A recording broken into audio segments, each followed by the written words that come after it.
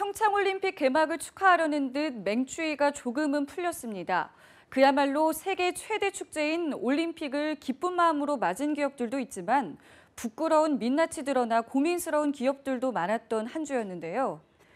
기업 기상도를 통해 살펴보시죠. 김종수 기자입니다. 한 주 기업 뉴스 리뷰 주간 기업 기상도입니다.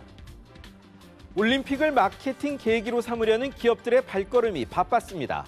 또 기업인 구속, 압수수색, 세무조사가 이어졌고 증신의 롤러코스터를 탄 한 주였는데요. 이번 주 기업 기상도 맑은 기업부터 찾아갑니다. 첫 맑은 기업 제일기획입니다. 지난주 개막한 평창올림픽의 최고 수혜주로 꼽혔습니다. 연합뉴스가 상위 10대 증권사 리서치 센터에 평창올림픽 수혜주 추천을 의뢰했습니다. 그랬더니 10곳 중에 6곳이 국내 1위 광고기획사 제일기획을 공통으로 꼽았습니다. 올림픽 스폰서 삼성전자는 물론 광고 쏟아지는 이때 대형 광고주들의 대행을 맡아 실적 개선이 가장 확실하다는 겁니다. 전자, 통신, 관광업종도 있었고 치킨 업체를 꼽은 곳도 있었습니다. 어디가 수혜주든 기업 기상도는 평창올림픽 참가 우리 선수단, 또 선수단만큼 열심히 뛰는 기업들을 응원하겠습니다. 다음은 여기 보시는 시중은행들입니다. 작년에도 떼돈 벌었는데 올해도 돈 좀 만질 것 같습니다.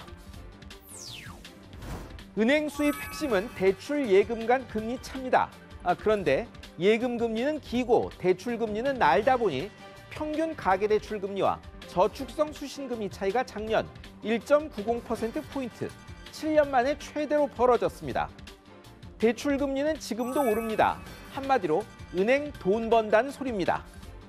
다 좋은데 연초부터 회장님 연임 문제에 채용 비리까지 터져 좀 시끄럽죠. 모든 문제는 상식선에서 처리하면 남이 봐도 이상하지 않습니다. 이제 흐린 기업입니다. 먼저 대우건설입니다. 선정 한 주 만에 새 주인 후보가 물러나 매각이 또 좌절됐습니다. 증권가에선 작년 대우건설의 이익을 7천억 원대로 봤는데 4천억 원대로 발표됐습니다.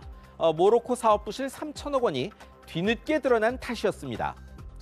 그러자 다른 곳에도 이런 부실이 있지 않을까 하는 의문이 일더니 우선 인수협상자 호반건설이 손을 뗐습니다. 손해보더라도 주인 찾아 털어내려던 산업은행이 난감해졌습니다. 대우조선도 그랬지만 주인이 있는 것도 없는 것도 아닌 어정쩡한 상황이 너무 길었던 탓 아닐까요? 이번엔 한국GM입니다. 외환위기 뒤 등장한 새 주인이 또 버릴지 모를 상황에 몰렸습니다. 메리바라 GM 회장이 폭탄 발언을 했습니다. 한국GM이 살려면 조치가 있어야 된답니다. 조치란 고강도 구조조정 아니면 철수, 둘 중 하나죠. 철수면 큰 난리지만 남아도 문제입니다. 사는의 출자와 대출, 세금 감면 요구할 듯합니다. 그렇다면 우리 국민 부담으로 자기네 회사 살리자는 이야기입니다. GM에 좋은 것은 미국에도 좋다더니 GM, 지금은 유럽, 호주 등 각지에서 철수하는 처지입니다. 한국 경제도 대우건설에 한국 GM까지 19년 전 대우 워크아웃 유산에서 벗어나기 참 힘드네요. 다음은 르노 삼성입니다. 1월 내수에서 고급 수입차 벤츠보다 판매량이 적은 수모를 당했습니다. 벤츠 7,509대, 르노 삼성 6,402대, 1월 내수 판매량입니다. 상상 못할 일이었습니다. 르노 삼성, 한동안 힘쓰던 중형차 SUV의 신차 효과는 떨어졌고 나온다던 차는 기다려도 소식 없으니 이런 일 벌어진 겁니다. 자동차 회사는 신차를 먹고 산답니다.